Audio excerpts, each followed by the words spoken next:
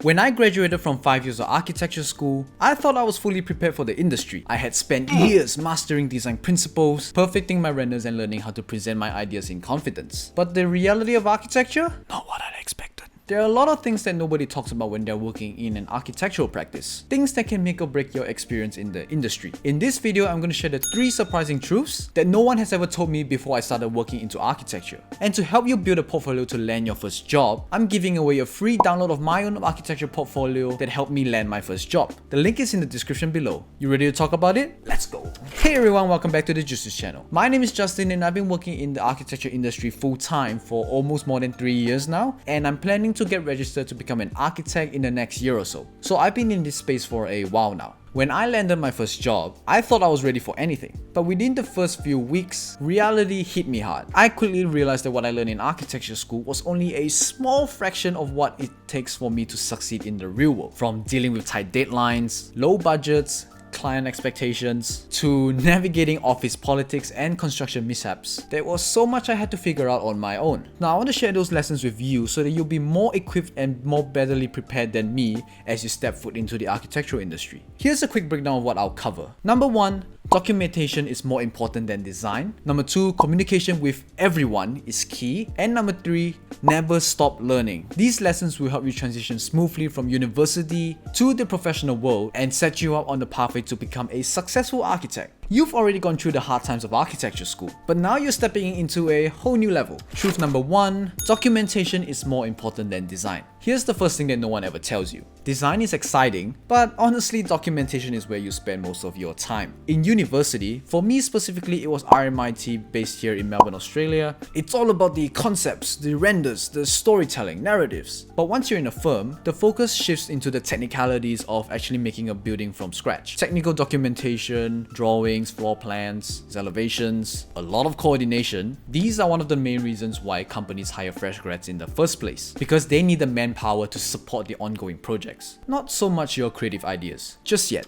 Here's why it matters. Good documentation equals to fewer mistakes, which can save a lot of time, money, and hassle for the company when it comes to construction. As a fresh grad, you spend 70 to 80% of your time in documentation softwares like Revit, maybe ArchiCAD, mostly BIM software. So you'll be preparing drawings, checking dimensions, coordinating with all the consultants and engineers. So yeah, you will be in this space for quite a bit. Now, I'm not saying that this happens to everyone, but I've had conversations with my peers and my friends who graduated at the same time as me who are working in other practices, and they all tell me the same thing. We don't actually get to design at the start. We just document.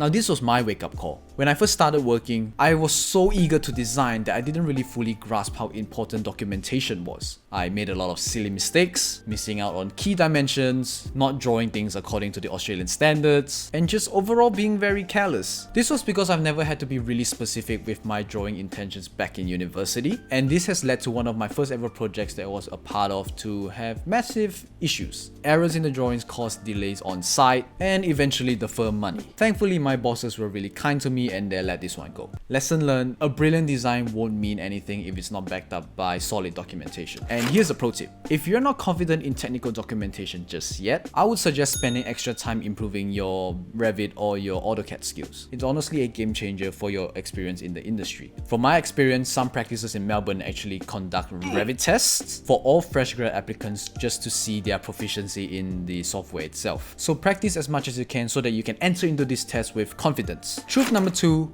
communication is key. Here's someone else no one ever really tells you. You need to master how to work, coordinate, and have discussions with clients, consultants, and your own personal team. In architecture school, you mostly work on your own or within small groups. Typically, these will be your own friends. But in a real-world project, you'll be collaborating with complete strangers, clients who often have high demands and really limited budgets, consultants, so your engineers, your project managers, and other specialists who are needed to make your project come to life. They will also tell you what you can do and what you can't do. So you need to find the right balance of when to accept their solutions or when to push back because it's hindering the design intent of the original idea. And most importantly, your own internal team. I'm talking about senior architects, juniors, even the IT manager in your company who expect clear and concise communication so that you lower the risk of the project stuffing up and causing the practice's reputation to be on the line. Here's why communication is essential. It clarifies expectations and minimizes misunderstandings meetings, it prevents delays and a lot of costly mistakes. And it builds trust and credibility with your clients and collaborators. Let me share a little bit about why this point is so important to me.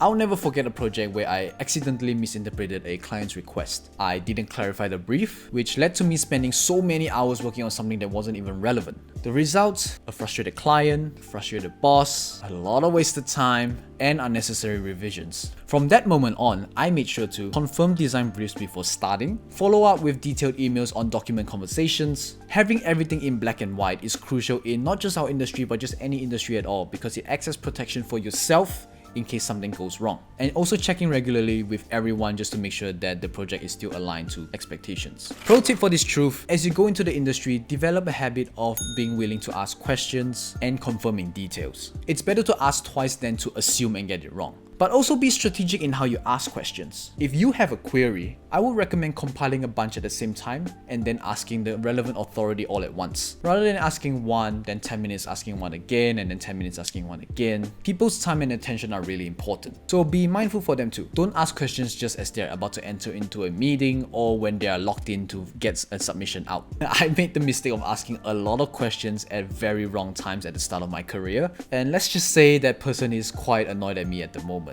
And honestly, rightly so. And I hope this doesn't happen to you, so take note. Truth number 3: never stop learning. The architectural industry evolves constantly, and staying sharp is essential. If you think that everything you learn in university will carry into your working life, no, think again. Here's why continuous learning is crucial. If you want to stay competitive and relevant, you need to keep upgrading your skills. Firms are always looking for architects that bring more to the table. So staying updated on building technologies, construction trends, even understanding your BCAs, your NCCs properly, help you stand out and stay ahead of the curve. If you can, also factor in mastering new tools to speed up your own personal workflow. Softwares like Rhino and Revit have become industry standards, and knowing how to use these tools efficiently will definitely boost your value. Plus, mastering visualization tools such as Lumion or Enscape can also elevate your presentations and make you more sought after. You should also be willing to adapt to new trends like sustainable design or maybe even modular construction, because right now what I'm seeing is that these are shaping the future of architecture. So when I first started my job, I thought my knowledge from university was enough, but soon I realized that the tools and the softwares that I'm using in practice are way more advanced. You know, like Revit and BIM coordination. I've never had to build a family back in university, and now at work I have to do custom joinery and I have to learn how to make the door open and close, all the parameters, all that good stuff. I'm not really the master at it just yet, but I'm definitely way better than what I was back then. And all of this was because it wasn't properly covered in school.